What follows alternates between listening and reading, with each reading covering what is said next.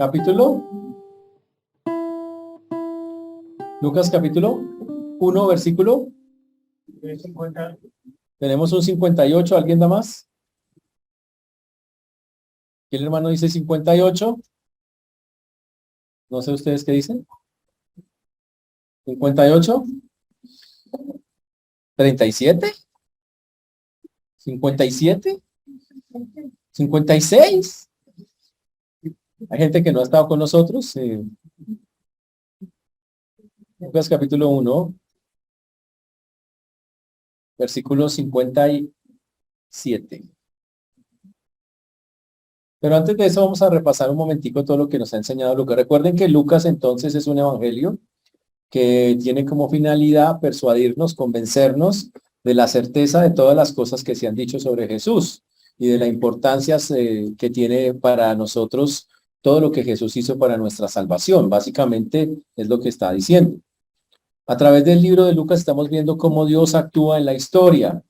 Y básicamente la información que estamos recibiendo de Lucas busca que nosotros tengamos la certeza que la palabra de Dios puede transformar vidas. También Lucas nos hace ver que Dios cumple sus promesas, como lo ve, y que queriendo poner en orden los acontecimientos, él comienza por el precursor, por aquel que tenía que venir antes de Jesús para confirmar que él, que en verdad, el que vino, había cumplido todas las promesas. Para eso comenzó contándonos el nacimiento del precursor, llamado Juan el Bautista, por medio de la historia de Zacarías, su papá, junto con Elizabeth, que de manera ya unos señores mayores logran tener un hijo, conciben un hijo. Y no solo eso, sino que un hijo lleno de promesas, porque el ángel le dice que este será llamado al grande, que será especial, que tendrá unas cosas muy, muy especiales. También vemos que Zacarías al principio no creyó y como castigo se quedó mudo, muy importante para la historia de hoy, porque no entendió, y a veces le pasa a muchos cristianos también lo mismo, que oran, pero oran sin fe. No están esperando y se sorprenden cuando Dios responde de alguna u otra manera, que es lo que habíamos dicho acá. También la idea de ver todas estas profecías cumplidas es incrementar la confianza de nosotros en el resto de los anuncios. Es que nosotros confiemos que si lo que dijo el ángel se cumplió, si lo que fue profetizado que vamos a ver hoy se cumple, pues ¿por qué no confiar en el resto de la palabra si en verdad es tan importante? La otra cosa que hemos visto es que el poder de Dios no es algo que pertenece al pasado. El poder de Dios sigue presente hoy en día. Sigue estando a la mano de las personas cuando lo buscan para el cumplimiento de sus propósitos, no para que nosotros hagamos lo que queramos hacer. Por eso Dios exige la cooperación a los seres humanos para cumplir el plan divino. Dios exige eso. Dios, y ahí es la otra cosa que aprendimos. Dios usa instrumentos a veces que uno no pensaría. Dice la Biblia que lo vil y menospreciado del mundo escogió Dios para avergonzar a los sabios. Y Dios hace eso. Pero Dios necesita personas que se dispongan, personas que lo quieran obedecer para llevar a cabo su plan, como lo fue en su momento María, como lo vimos acá, en este momento. Vimos también que gracias como resultado de que una persona genuinamente entiende que Dios está trabajando en su vida, dice que la persona como resultado lo adora inmediatamente y que eso debería ser una constante. Una vez algo hace Dios, uno debería glorificar su nombre, exaltarlo, como lo hizo María en su momento. Y la otra cosa que resaltamos también es la participación del Espíritu Santo. El Espíritu Santo en esta escena que nosotros estamos viendo hace cosas increíbles. Participó en la concepción de Jesús, llenó, dice, fue lleno del Espíritu Santo Juan el Bautista desde el vientre de la mamá, llenó del Espíritu Santo, por el Espíritu Santo María, hace un cántico que se llama el Magnificat, Elizabeth queda llena del Espíritu Santo y sabe que lo va a seguir haciendo, vamos a ver en el texto de hoy también, que ese trabajo no se detiene. Y quedamos en la semana pasada en que María está haciendo el Magnificat, está hablando de las maravillas. María habló de dos cosas. Primero habló de lo que iba a ser el ministerio de ese niño y después de cómo ese trabajo o ese esfuerzo que Dios estaba haciendo de salvar a la humanidad afectaría a la nación de Israel, cómo la nación sería bendecida. Y hoy vamos a estar en el versículo 57 en adelante. Y para los hermanos que no entendieron el 56, vamos a repetir un pedacito del 56, porque veo público del 56 que dijo 56. Lo que ocurrió fue que María se quedó 3 meses, dice el texto, y se quedó María con ella 3 meses, después se volvió a su casa. Elizabeth tenía 6, y María se queda 3, 6 y 3, 9. 9 meses es un bebé. Igual, bebé. Quiere decir que María muy probablemente estuvo en el nacimiento de Juan el Bautista. ¿Ok? Pero cuando llegamos a este punto de la historia cambia. Veníamos con María en el Magnificat y ahora la historia cambia a Juan el Bautista. Y hoy vamos a tomar la historia desde Lucas 1:57 casi hasta el versículo 80. Son muchos versículos, pero es una sola línea lo que está diciendo ahí. Vamos a tomarla así y vamos a orar para comenzar. Señor Dios, te damos gracias por esta mañana, por este tiempo. Gracias por mis hermanos. Pedimos, Señor, perdón por nuestros pensamientos, palabras o acciones que no te han glorificado. Rogamos que tú seas obrando en las vidas y corazones de todos y cada uno de nosotros. Ayúdanos, Señor, a que nuestra mente esté dispuesta, nuestro corazón dispuesto para recibir tu palabra, que nos hables, ya que podamos hablar con claridad, Señor, lo que tú proclamaste en mí. Quita, Señor, de nuestra mente, perdónanos si hay algo que impida que podamos hablarlo como es debido o recibirlo. Ayúdanos para estar atentos. Ten misericordia de todos los que nos escuchan, Señor, y de tu siervo quien habla en Cristo Jesús. Amén y amén. Cuando llegamos a Lucas 1:57, este pedazo hasta el versículo 80 completa la historia que comenzó en el versículo 5. En el versículo 5 está el ángel hablándole a Zacarías, diciéndole del nacimiento, y la historia se completa desde 57 hasta el 80. Nos completa la historia del nacimiento, de lo que pasó después con Zacarías, que era lo que queríamos nosotros mirar. Y vamos a darnos cuenta cómo le pasan cosas increíbles a este hombre. O sea, ya le pasó algo increíble, le apareció un ángel. Se quedó mudo. Ya eso también es bastante interesante. Pero le van a seguir pasando unas cosas fantásticas. Y es algo muy bonito lo que la Biblia señala allí en ese texto. En el versículo 57 dice, cuando a Elizabeth se le cumplió el tiempo de su alumbramiento, dio a luz un hijo. Y cuando oyeron los vecinos y los parientes que Dios había engrandecido para con ella su misericordia, se regocijaron con ella. Ahora a Elizabeth se le llegó el tiempo del parto y dio a luz un hijo.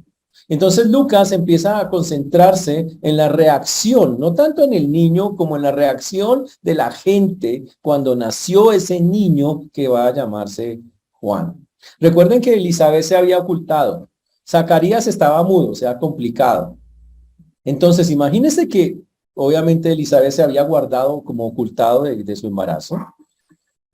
Zacarías no podía hablar, o sea que la gente no estaba muy familiarizada de que ella estaba embarazada.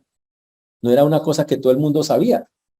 Y claro, cuando nace un bebé, imagínense, de ellos dos, pues hubo una reacción increíble. Se regocijaron ante, ojo, la demostración de la misericordia de Dios.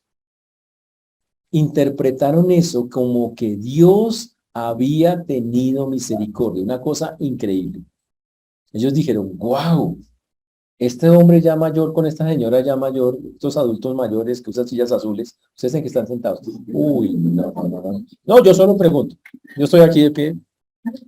Estas personas ya mayores, ¿tuvieron un hijo? Wow, increíble.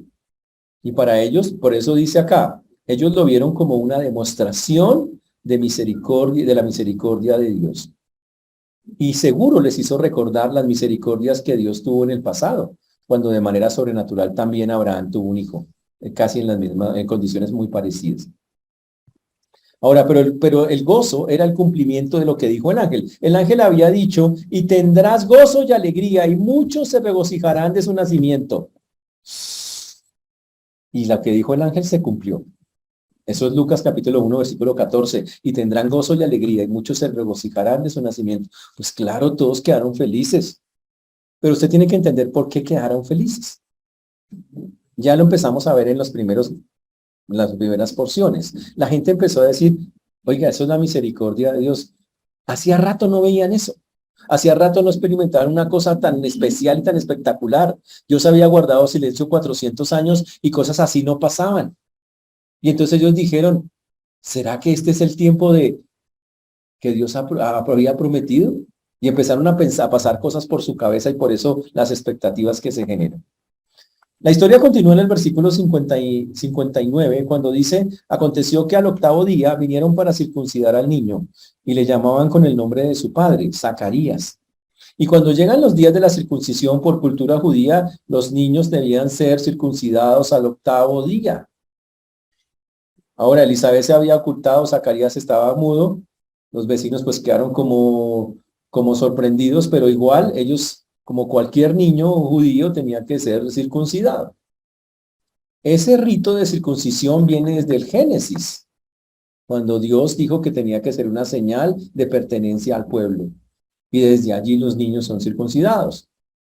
Y entonces lo que nos dice el texto es que hicieron lo que la cultura decía. Si un niño nacía, tenía que llevar el nombre del papá. Hacía que el niño, el hijo de Zacarías, se debía llamar Zacaritas. No, bueno, Zacarías. O Zucaritas, no sé, algo parecido. Debe ser algo parecido. Debe llamar Zacarías. Zacarías 16, una vaina así. Pero entonces lo que nos dice el texto, que lo estaban llamando por el nombre Zacarías, pero su madre respondió y dijo, no. Y lo dijo así como toda, con voz enfática, no, se llamará Juan.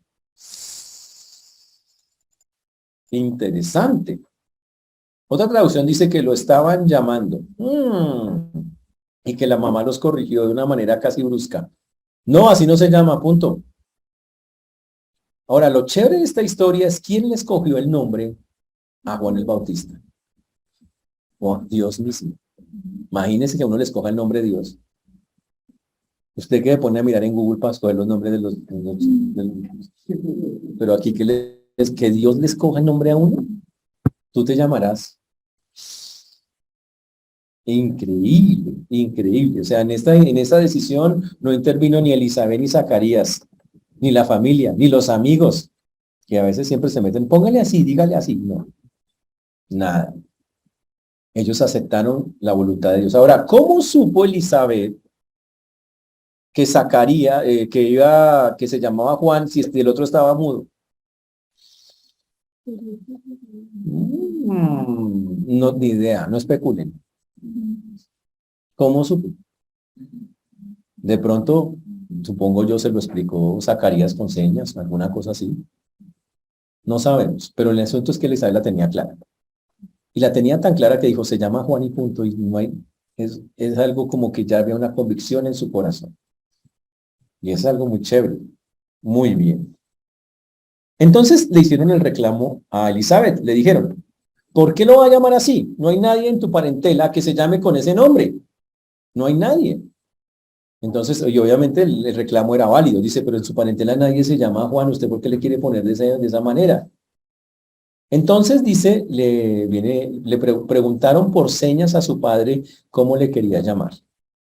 Ahora dice que le preguntaron por señas a Zacarías, oiga, ¿cómo se va a llamar su hijo? Ahora, ojo con lo que dice ahí.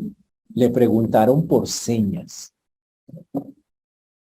A ver, ¿Zacarías estaba sordo o estaba mudo? Mudo. Entonces, ¿por qué le preguntó por señas a un mudo? Porque estaba sordo también. Esa es la razón. No hay otra forma. Porque que yo sepa, los mudos oyen, ¿o no? Entonces, muchos dicen que no había quedado solo mudo, sino que también estaba sordo. Entonces, como había quedado así, por señas le dijeron, no sé cómo hubiera sido la señal, ¿no? ¿Cuál es el nombre del bebé? Y entonces dice que Zacarías hizo, dice el texto, y pidiendo una tablilla, obviamente Zacarías escribió diciendo, Juan es su nombre. Él cogió una tablilla que se usaba en esa época, una tablilla de cera, y en esa tablilla de cera él escribió el nombre. Se comunicaron, nos dice ahí, por señas con él, y entonces todos se maravillaron cuando él dijo Juan, cuando él escribió Juan. Dijo, ¿Juan? Entonces, ojo, ya estaban muy como maravillados, como asombrados de que unos adultos mayores estuvieran un hijo en esas condiciones. Ahora, que el papá estuviera mudo y que dijera que se llamaba, como dice la mamá, cuando nunca en la familia se llamara eso, también hizo que ellos siguieran diciendo, oiga, aquí está pasando algo como interesante, como algo muy fuerte, como algo espiritual, y todos empezaron a asumirlo de esa manera. Muchos sacerdotes en esa época se llamaban Juan, muchos. Pero aquí lo que estamos viendo es que Zacarías era un hombre tan obediente a Dios que dijo, yo voy a seguir con el plan de Dios. La primera vez que no lo siguió, lo dejaron mudo y probablemente sordo. Y ahora lo que está diciendo es, el ángel me dijo, se llama Juan y se llama Juan y le pongo Juan, punto. Y le puso Juan, eso es lo que dice acá. Dice que inmediatamente, versículo número 64, al momento fue abierta su boca y suelta su lengua y habló bendiciendo a Dios. Y cuando él cumplió el plan de Dios, cuando él cumplió el propósito de Dios, cuando finalmente hizo lo que tenía que estar haciendo con Dios, dice que la lengua se le desata. Y significa que empezó a hablar fluidamente. Creer hace que la boca de Zacarías se abra. Y lo que primero que sale de la boca de Zacarías, que es alabanza a Dios. Señores, la alabanza a Dios es la respuesta cuando se entiende lo que Dios ha hecho. Cuando yo entiendo lo que Dios ha hecho en mi vida, en algún momento, en cualquier circunstancia, lo que yo debería decir es, Señor, gracias, te alabo, te bendigo, te glorifico. Eso es lo que debería pasar. ¿Y sabe qué? ¿Qué fue lo que le pasó a María? Así lo hizo María. Así estaba Elizabeth. Eso es un patrón que vamos a ver en la Biblia. Cuando una persona realmente reconoce lo que Dios está o hace, lo que sale de su boca es alabanza. Yo le pregunto a ustedes, ¿cuándo fue la última vez que ustedes alabaron a Dios? Por algo que reconocieron que Dios había hecho. ¿Sí lo hace? Muchas veces Dios hace tantas cosas y no sale nada de nuestra boca. Nada. Nada. Y Dios hace cosas increíbles y usted... Y aquí llevamos no llevamos ni un capítulo y ya varios han alabado a Dios. Solo reconociendo que Dios estaba haciendo ciertas cosas y dice, qué alegría que Dios haga eso. Zacarías tuvo entonces una segunda oportunidad que no desaprovechó. Y eso es algo increíble lo que hace Dios. Y ocurrió algo interesante, mire lo que pasó. Y se llenaron de temor todos sus vecinos, y en todas las montañas de Judá se divulgaron todas las noticias. Inmediatamente, Noti Jerusalén empezó a promover la noticia por todos los lados. Todos empezaron a contarse, mire lo que le pasó a ese par de adultos mayores, a Zacarías con la esposa, pero increíble lo de ese niño. Imagínense que le iban a poner otro nombre, imagínense contando esa historia y dice que todos tuvieron temor, dijeron, y cuando dice que tuvieron temor se refiere a que entendieron que detrás de eso estaba la mano de Dios. Eso fue lo que entendieron, así lo interpreta Lucas. Y dice acá, y todos los que lo oían las guardaban en su corazón. Uy, qué interesante. Dice, todos los que oyeron esas cosas las guardaban en sus corazones y empezaron a hacerse una pregunta válida para ellos, o sea, una pregunta espectacular. ¿Qué pues llegará a ser este niño? ¿Quién pues será este niño? Preguntaron. ¿O qué? Pues traduce, ¿llegará a ser este niño? Ahora hay que entender por qué se preguntaron eso. El pueblo de Israel esperaba por años, por siglos, la venida, que Dios volviera a hablar, que Dios enviara a su Mesías. Y acontecimientos extraordinarios no pasaban. Y pasa esto y ellos empiezan a preguntarse, este es un niño completamente diferente a todos.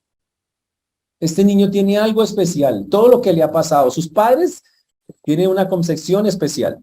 Está hablando de Juan el Bautista, de Zacarías y de Elizabeth. Dice, tiene una concepción especial. Con él nos ha traído una alegría increíble. Su papá, increíble. Estaba mudo, habló. Esas son cosas que solamente puede hacer Dios. Y ahora dice acá que cuando el papá empieza a hablar, dice que ahora escuchan al papá bendiciendo a Dios y dándole gracias por cosas. Y todos empiezan a decir, aquí Dios está haciendo algo.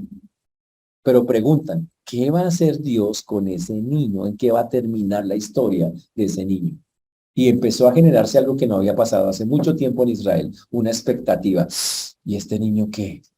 Y obviamente eso nos ayuda a entender qué pasó después. Resulta que ellos pensaron, ¿será que este es el Mesías? Claro, ¿cómo no pensarlo si con lo que estaba pasando, oiga, ¿no será que este es? Y por eso cuando Juan es más grande, vienen y le preguntan, ¿eres tú? ¿Por qué? Porque la fama de Juan era tan grande desde chiquito que ya aquí en Tipchi no era famoso. Ahí ya está recién naciendo y este muchacho ya tiene fama por todas las montañas de Judea. Significa todos tienen una expectativa con él en qué va a terminar. Pero lo más increíble es que dice que todos los que los oían lo guardaban en su corazón. ¿Qué significa guardar en el corazón? Significa que no entendían todo, percibían que había algo y entonces como que guardaban la información. Dice, quedamos a la expectativa de qué va a pasar. Eso es guardar en el corazón. Lo tengo ahí porque la historia está como en stand-by, en continuará. Voy a ver qué pasa. Y lo guardaban. Y eso fue lo que hicieron. Y por eso dice acá, lo guardaban en su corazón diciendo, ¿quién pues será este niño? Y la mano del Señor estaba con él. ¿Quién llegará a ser este niño? Porque la mano del Señor estaba con él. La mano divina era evidente en la vida de Juan desde que era chiquito, imagínense eso. Y ellos se preguntaban y les creó una expectativa y una esperanza. ¿Será que este es el que estamos esperando? Algo fantástico. Sin embargo, ocurrió algo increíble también en ese momento. Otra vez el Espíritu Santo actúa. Y esta vez actúa con un muchacho que se llama Zacarías, con el papá. Juan el Batista ya estaba lleno desde el vientre. No es con el muchacho.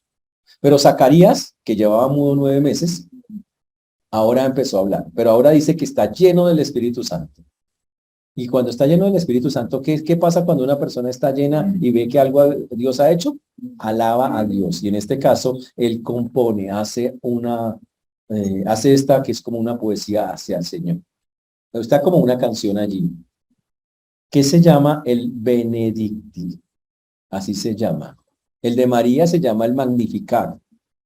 Este se llama casi como el Benedicti. Ya lo vamos a mirar en un momento. Ahora, ¿qué significa eso? Que Zacarías, igual que María, lleno del Espíritu Santo, empieza a alabar a Dios, pero ojo, empieza a alabar y empieza a hacer lo mismo que hizo María. María habló de 2 cosas, del niño que le iba a nacer a ella y de Israel. Ahora, Zacarías va a hablar de Israel y del niño que le va a nacer a él. Pero la diferencia es que Zacarías va a hablar de cosas futuras que van a pasar con Israel, pero sobre todo con ese niño. El hijo de él, no con Jesús. Con Jesús en la primera parte en Israel, pero con el niño en la segunda parte, como lo vamos a ver aquí a continuación. Cuando él eleva este cántico que nosotros estamos viendo allí, que se llama el Benedictus. El Benedictus, que va desde el versículo 68 en adelante, él dice lo siguiente. Bendito el Señor Dios de Israel, que ha visitado y redimido a su pueblo, y nos levantó un poderoso Salvador en la casa de David, su siervo, como habló por boca de sus santos profetas que fueron desde el principio, salvación de nuestros enemigos y de la mano de todos los que nos aborrecieron. Algo supremamente interesante. Entonces él empieza a hablar y empieza a decir que le da gracias a Dios porque él ha visitado y obrado redención en su pueblo. El que estaba mudo pasa del silencio total a la alabanza. Uy, y empieza a decir unas cosas increíbles.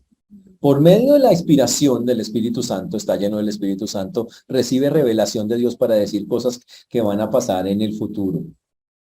Y wow, ya vemos, repito, el Espíritu Santo se está moviendo mucho y se va a seguir moviendo muchísimo en este libro. Ahora, ¿recuerdan que la gente preguntó qué va a pasar con este niño? Este cántico, el Benedictus, va a responder qué va a pasar con el niño. Más abajito, tranquilos, va a responder eso. Por el momento en la primera parte dice empieza a hablar de algo muy bonito. Empieza a hablar de que el plan de salvación de Dios ha comenzado, que la acción salvadora de Dios está en camino. Es más, lo da por un hecho, dice el texto, bendito el Dios de Israel que ha visitado y redimido, lo dice en pasado, como si ya estuviera hecho. Uy, y celebra una victoria. Ya, dice, bendito sea Dios que ha redimido a su pueblo, que ya ha hecho un pago por su pueblo. Uy, esto es algo, wow, qué interesante. Muy, muy, muy, muy interesante. Ahora, los judíos pensaban en esa época, y para eso me baso en un texto, ¿se acuerdan del camino de Maús? ¿Han escuchado lo de las dos que van camino de Maús con Jesús en Lucas 24? En Lucas 24, 21, Jesús estaba hablando con dos de sus discípulos que no lo reconocen en ese momento. El Señor estaba oculto a sus ojos. Y el Señor les dice, cuando están en la charla, muy por decir, no, es que se mataron a Jesús. Y miren lo que dijeron los discípulos, pero nosotros esperábamos que Él era el que había de redimir a Israel. Y ahora, además de esto, hoy es el tercer día que esto ha acontecido. Ellos pensaban que Jesús era el que iba a redimir. Pero cuando habla nuestro amigo Zacarías, él dice, ya ha redimido a su pueblo, ya lo hizo. Eso se llama un anuncio, es un anuncio de confianza, es una declaración de que él da por hecho que eso ya es un hecho de parte de Dios. Así lo muestra Zacarías. Y dice, y nos levantó un Salvador poderoso de la casa de David. ¿Quién es el Salvador poderoso? ¿Juan? No, Jesús. Y nos levantó y él ya da por hecho que si lo que Juan, él entiende quién es Juan porque lo va a decir enseguida. Pero él dice, pero el Señor ya puso en acción el plan, el Señor ya levantó un Salvador poderoso, yo ya lo tengo claro, él ya, por el Espíritu Santo, ya estaba teniendo claro todas estas cosas. Y dice que ese Salvador estaba profetizado, dice, por boca de los santos profetas que fueron desde el principio. Uy, y no solamente eso, dice que es de la casa de David, como dice el texto. Salvación de nuestros enemigos y de las manos de los que nos aborrecieron. Uy. Entonces, Zacarías se está refiriendo a la venida del Hijo de Dios, o sea, al Mesías prometido, de la casa de David. Y le va a llamar de muchas maneras. Vamos a ver que le va a dar varios nombres acá en estos textos. Cuando dice salvación de nuestros enemigos y de la mano de todos los que nos odian. Uy, el propósito de esta salvación es permitir que Israel sirva a Dios sin cesar. Ese es el asunto. Y él dice, y él va a quitar todos los enemigos, todos los que impiden que hoy Israel esté sirviendo a Dios. Y eso vamos para una lección muy bonita con esa parte que está ahí. Lo vamos a mirar en un momento instante más esa parte. Pero también dice, para hacer misericordia con nuestros padres y acordarse de su santo pacto, del juramento que hizo Abraham, nuestro padre, que nos había de conceder, que librados de nuestros enemigos, sin temor le serviríamos en santidad y en justicia delante de él todos nuestros días. Y él vuelve al tema otra vez. Dice, y lo que está pasando, señores, cuando él está dando el cántico, en el cántico él dice, Dios ha mostrado la misericordia, como cuando lo hizo con nuestros padres. Y él entonces trae en el cántico a Abraham, su padre. Pero recuerda que cuando Dios liberó a Abraham, su padre, ¿sabe para qué lo liberó? Para que Abraham le sirviera sin temor, en santidad y en justicia todos los días. Para eso es que Dios libera a la gente. Ojo lo que voy a decir. En este tiempo estaban oprimidos espiritualmente y el Señor los liberó ¿para qué? Para que los sirvieran a Él. Después llegó el éxodo. ¿Y qué pasó? Estaban oprimidos, estaban esclavizados. ¿Y cuál fue la frase que le decía normalmente cuando iban delante del faraón? Libere a mi pueblo, o deja ir a mi pueblo. ¿Para qué? Para que me adore y para que me sirva. O sea que cuando Dios libera a una persona o a un pueblo, lo hace para que ese pueblo, y específicamente esas personas, le sirvan.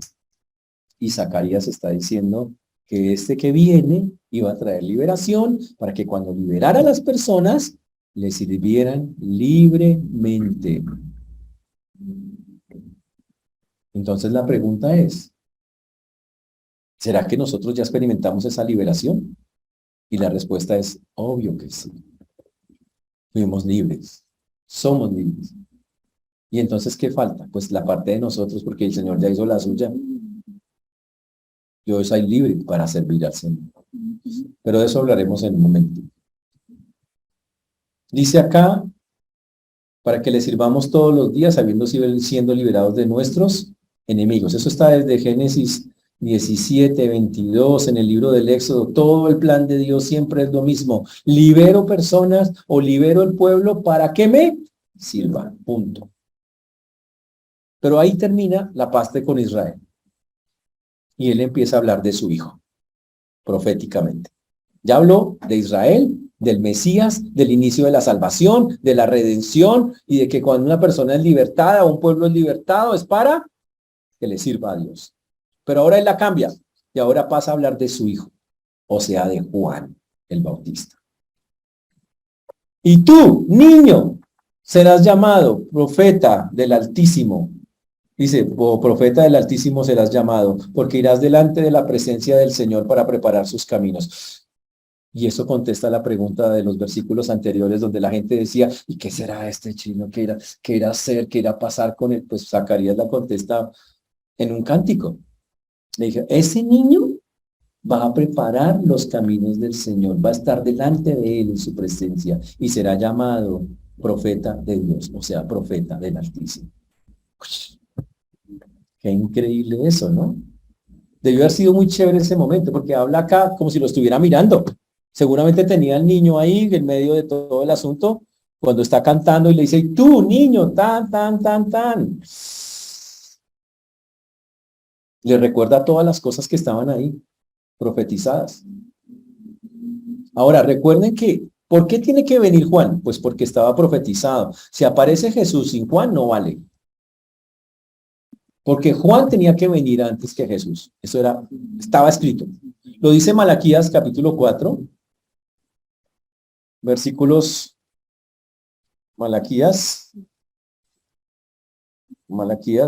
4, de los versículos del 1 al 6.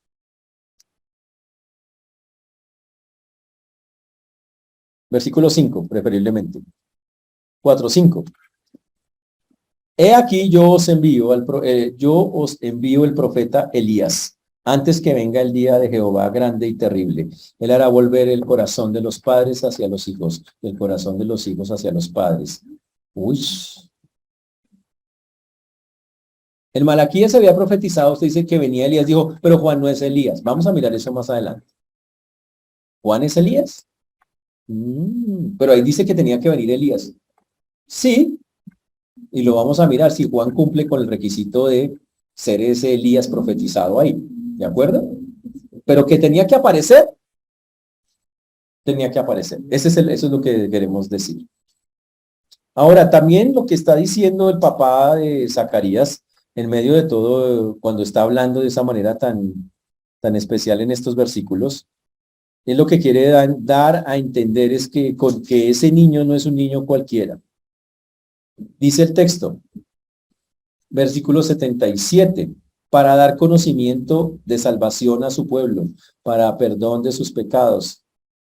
Dice, para dar conocimiento de salvación a su pueblo. Uy, ¿qué significa dar conocimiento de salvación a su pueblo? Para decirles, el camino de la salvación es Jesús. Para eso. No él, Jesús. Uy, y para que siguiendo a Jesús las personas obtuvieran el perdón de sus pecados. Y eso es lo que él le está diciendo ahí en el texto de una manera muy, muy bonita. Después dice, por la entrañable misericordia de nuestro Dios, con que nos visitó desde lo alto la aurora. Es un texto bien interesante. Dice, se traduce, por la tierna misericordia de nuestro Dios, sobre quienes la aurora de lo alto nos visitará. La aurora de lo alto es otro nombre para el Señor, para el que viene, para el Mesías. Así se le llama también. Ni uno lo conocía siquiera, pero se llama la aurora de lo alto. Uy, ¿a qué asemeja eso de la aurora de lo alto? Habla de algo que trae luz, algo que sale y que trae, ilumina y muestra un camino. A eso se refiere. Y dice que ese que viene es llamado así. Dice acá que Él nos visitará. Ese que viene nos va a visitar, va a estar entre nosotros, para dar luz a los que habitan en oscuridad y en sombra de muerte, para encaminar nuestros pies por la senda de paz. Uy, por la misericordia de Dios, desde lo más profundo del Señor, Él va a traer esa, como dice ahí, ese, lo alto, la aurora, se llama así. En español dice así, viste desde lo alto la aurora, aurora de lo alto.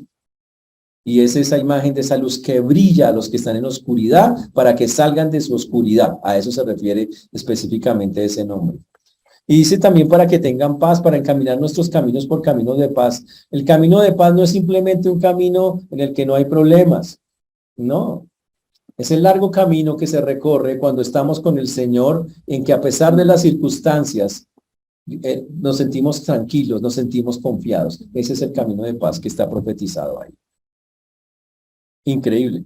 Entonces, acabamos de ver que Zacarías acaba de componer una canción, porque básicamente eso es un cántico, hace un cántico de alabanza a Dios, donde habla de su pueblo, incluye la salvación, incluye a Jesús, y fuera de eso, ahora habla de la última parte, habla de su hijo, y dice que él va a ser alguien grande, que va a ser el precursor, está profetizado, tal cual que es lo que tenía que ser.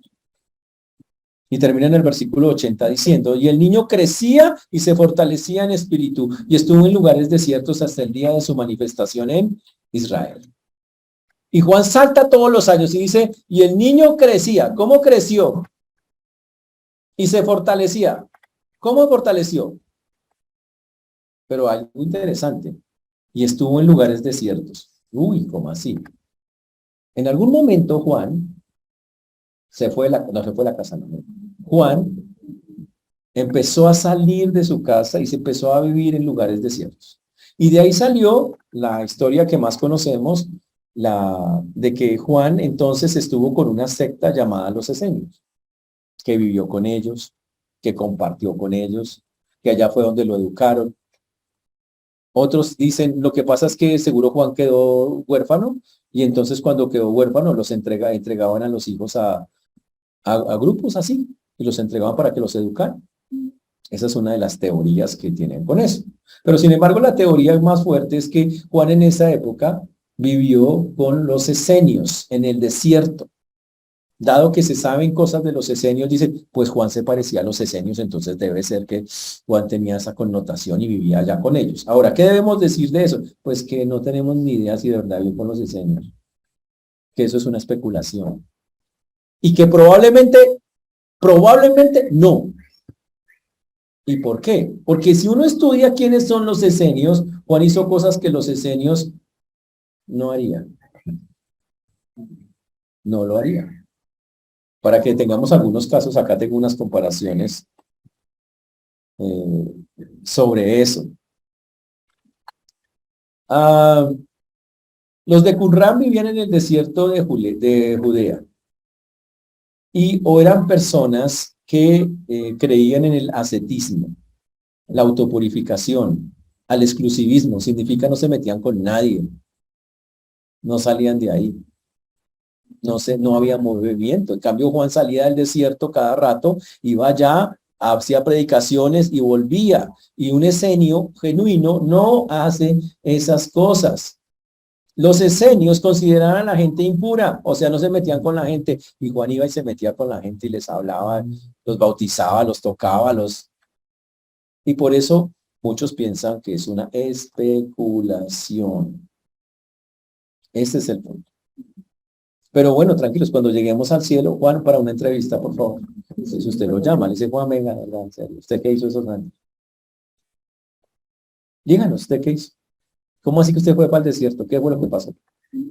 Y entonces ahí sí lo sabremos. Mientras tanto, quedémonos con que él vivió en el desierto. ¿Hasta qué día? Hasta el día de la manifestación. Significa hasta que la gente lo reconoció públicamente. Oiga, este es Juan, el profeta de Dios. Hasta ese momento. Y con eso es que nos quedamos básicamente. Pero la historia que acabamos de decir tiene unas connotaciones para nosotros muy, muy, muy, muy grandes. Vuelve, nos repite algo increíble. Nos dice, cuando uno vea que Dios está haciendo algo o entienda algo que Dios está haciendo, alabe, glorifique, exalte el nombre de Dios, no se quede callado. Eso es lo que está diciendo. Hable, cuéntele a la gente, mire lo que Dios acaba de hacer. Imagínese eso. Fuera de eso vemos, Dios lo que dice, se cumple. Nosotros ya conocemos qué pasó con Juan y sabemos que todo exactamente se cumplió al pie de la letra. También vemos que Dios desde el principio tiene un plan con cada persona. Le dice a Juan que él irá como precursor de Jesús, preparará el camino de Jesús. Ese es el punto. Pero lo más importante, el plan de Dios empezó. Dios tuvo un plan y aunque se demoró, aparentemente para nosotros, fue en el tiempo de Dios. Ese plan se llama redención, redimir. Y aquí se ve claro que ya lo inició y está identificado. Zacarías dice, el Señor salvó a su pueblo. Ya está. Ya, Dios lo puso en acción y comienza eso. Y empieza el concepto de redención en la Biblia, porque antes de eso no era un concepto que estaba en muy poquitas partes, no era muy, hasta que llega este concepto acá. Y empieza a hablar que ese que redime también perdona pecados, eso no estaba antes.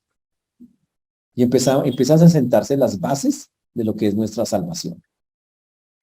La redención, pagar por otro.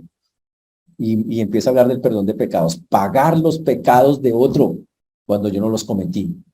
Y este libro, y específicamente esta porción enseña, el Señor está empezando el trabajo. Y eso es lo que hace Lucas, contarnos que el trabajo ha comenzado, literalmente. Uy, y eso es algo muy bonito. Señores, Dios, y aquí de pronto las enseñanzas más importantes. Dios tiene no solamente un plan con usted, porque tiene un plan con cada uno de ustedes. La pregunta clara acá es, ¿ya está haciendo la parte suya? Dios ya hizo la suya, Él ya pagó, ya redimió. Ahora la parte nuestra, servirlo. Y ahí tengo que hacer una aclaración. Toda persona liberada, Dios la libera para que de manera voluntaria le sirva. Así ha pasado. Usted mira, Abraham lo liberó para que me sirva. El pueblo de Israel en el éxodo, en las plagas, ¿para qué lo liberó? Para que me sirva. ¿Para qué nos libera a nosotros? Para que le sirvamos. Le pregunto, ¿ya está sirviendo usted al Señor? ¿O usted pertenece a la familia Miranda? Cristian Miranda, ¿sí? Señores, Dios ya pagó, hizo su parte. Ahora lo que sigue, por eso el texto nos recuerda eso, que Dios hace libres a las personas para que le puedan servir libremente a Él. Y yo le pregunto, ¿ya lo está haciendo? Ay, pero es que, pastor, es que eso es muy difícil, es que eso requiere mucho tiempo, mucho. A ver, aquí no está, aquí el Señor no puso condiciones. Él dijo, yo lo libero, usted sírvame. No le está diciendo que vote su trabajo, que vote las cosas que tiene. Le está diciendo que donde esté su plan en su cabeza sea, Señor, te quiero glorificar. Primero, búsquelo, pregúntele cuál es su plan, qué quieres que yo haga. Yo quiero hacer lo que tú mandas. Hágalo. Eso es todo lo que le está pidiendo. Pregúntese por qué no está haciendo hoy la voluntad de Dios, porque al final eso es la voluntad de Dios, el plan específico de Dios, que se lo está pidiendo.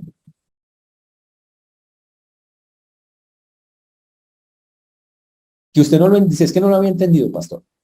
Pero usted lleva 15 años en la iglesia. ¿Cómo no lo puede entender? Y aquí lo que está, y hay algo, hizo un llamado de atención a una vez más, porque esto que estamos viendo acá se va a hacer, en este libro va a pasar otras veces. Dios libera y ahí viene qué va a hacer la gente. Lo adora y va y le sirve. Esa es la línea. Lo libera, adoración y servicio. Adoración y servicio. Usted y yo ya fuimos liberados. Así que hay que adorar y servir. Y si eso no está pasando, el problema es netamente completamente y totalmente de nosotros. Somos absolutamente responsables de eso. Y ese texto nos llama la atención específicamente de eso. Uy. Por otro lado, ¿qué podemos ver? Podemos ver que la misericordia de Dios no se detiene. Que Dios por pura misericordia lo hizo. ¿Quién se merece que le den semejantes cosas? Nadie. Pero Dios decidió, dice, yo hice un plan para salvarlos, para liberarlos. Y espero que ustedes, o sea, nosotros respondamos a ese plan. Y la invitación en esta mañana es que usted acepte el plan de Dios. Señores, si nosotros fuimos salvados, ¿de verdad usted no siente la obligación de salvar a otros? Entonces usted necesita madurar en el tema de la salvación. Cuando aquí las personas eran liberadas, ¿qué querían hacer? Adorar a Dios y contar todas sus maravillas. Nosotros deberíamos hacer exactamente lo mismo. Porque cuando nosotros no consideramos que tenemos que hablarle a otros, el problema es de nosotros. Si en verdad nosotros tenemos la gracia de Dios en nuestras vidas, ¿sabe qué tiene que pasar? Tiene que haber un deseo ferviente de contarle a otros lo que Dios está haciendo y si quiere hacer con ellos también. Así es como está en ese libro, así es como funciona. Por eso la gente cuando nació Juan se alegró, una felicidad, qué chévere, Dios está obrando, Dios está obrando. Y ellos lo confirmaron con sus cánticos, con estas alabanzas a Dios. Y sobre todo con ese entendimiento, hay que servir a Dios, me ha liberado para que le sirva, voy a servirle y le servían. Básicamente se fueron. María, ¿qué dijo? He aquí a tu sierva. Señor, por favor, ¿qué hay que hacer? Y todos ellos están teniendo la misma actitud. Y esa es la enseñanza que tenemos que llevar nosotros. ¿Fuiste liberado? ¿Fuiste salvado? Adora y sirve a tu Dios. El Señor nos ayude, hermanos. Vamos a ponernos de pie y vamos a orar.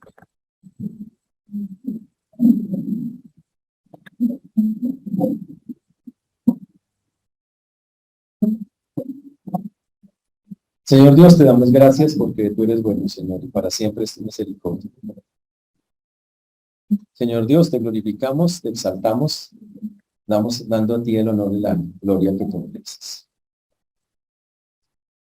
Señor, solo tú tienes palabras de vida eterna.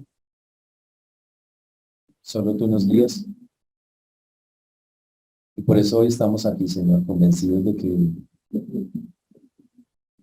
solo tú y nadie más que tú, Señor, nos puede cambiar y transformar.